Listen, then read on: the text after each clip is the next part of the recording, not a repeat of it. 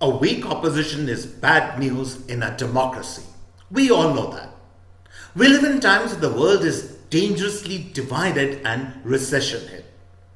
India also cannot escape the tailwinds of this doom and gloom scenario.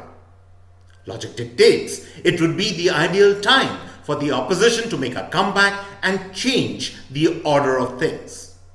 That could be the case in other parts of the world. But in India, the ruling dispensation is consolidating its grip on power with each passing day. Which means a very interesting catch-22 situation is developing in the country. The ever-increasing popularity of Mr. Modi and his policies also gives rise to the worry that there is no credible opposing force to keep a check on the BJP and prevent it from falling in the age-old trap of either arrogant disdain or complacency. This contradiction is what we call the democratic imperative. You need a credible opposition so that success does not go to the ruling party's head. When we survey the dismal opposition scene, we can first rule out the regional satraps both in the east and the south because they are at the end of the day regional satraps. For all the poll valuing some of these leaders indulgent at periodic intervals, it is doubtful that they can ever circumvent their regional red lines and straddle the central all India space. That leaves us with only two parties with national ambitions to take on the BJP in the 2024 general elections.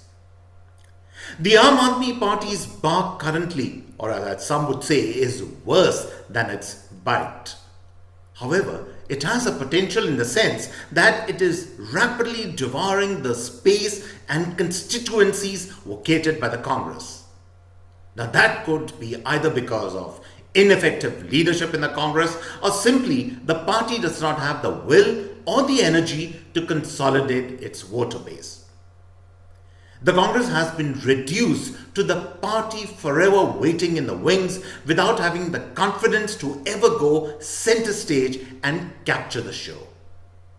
But with a committed core voter base of upwards of over 18%, the Congress can never be taken lightly.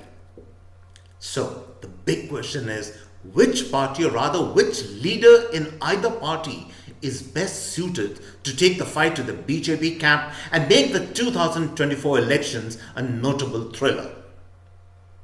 Let us, for the purpose of argument, assume Shashi Tharoor leads the good fight for the Congress, even though the chances of that happening are 0 to negative.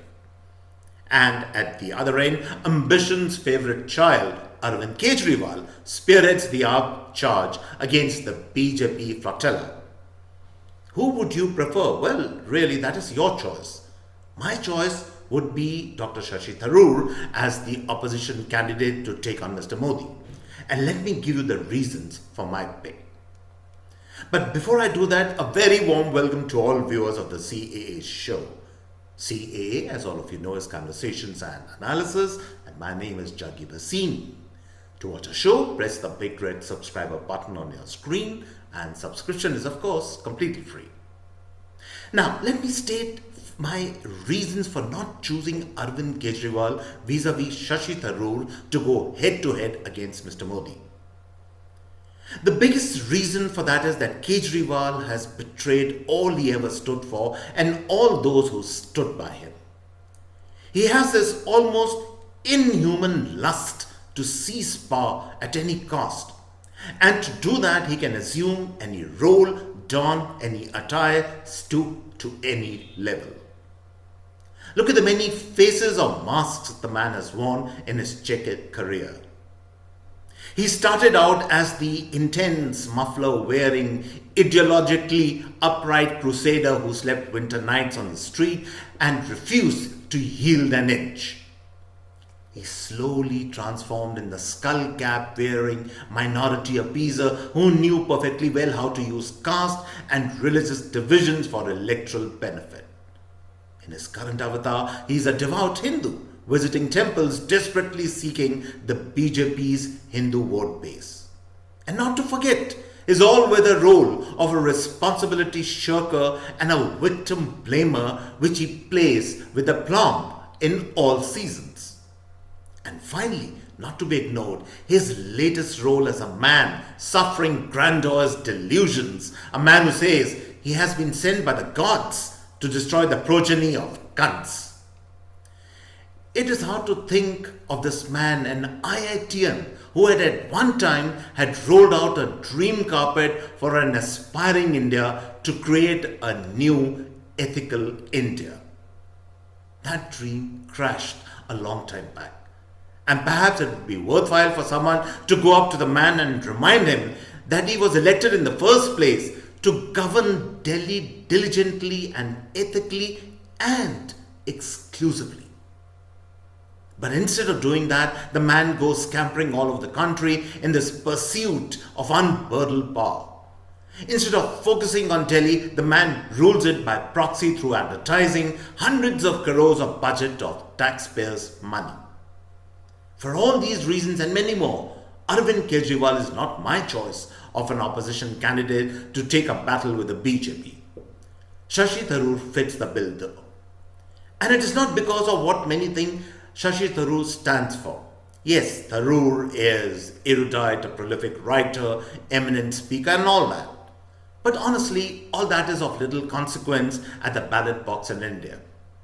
I would root for Tharoor as the ideal opposition candidate to take on the BJP because the man has the spine to stand up to the Gandhis in the Congress.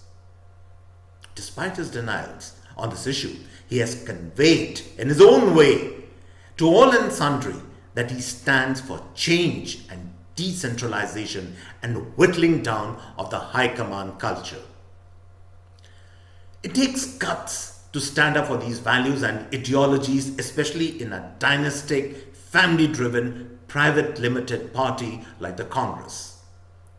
This assertion of Shashi Tharoor shows solidity and a love for principles and contrasts so sharply with the duplicitous makeover of the many roles Kejriwal keeps on adding and subtracting. India is changing, and the young look for energy, inspiration and idealism all in equal measure. Arvind Kejriwal once had a chance to change polity forever and win the confidence of a changing India. But he blew away that chance in his lust for acquiring power. Shashi Tharoor, in complete contrast, fits the bill what a young India is looking for. But is anyone listening in his party? And so on this note, I come to the end of this episode of the CAA show. I hope you really enjoyed this episode. And if you like our show, do subscribe to us and keep on watching the CAA show. Thanks for watching and bye till next time.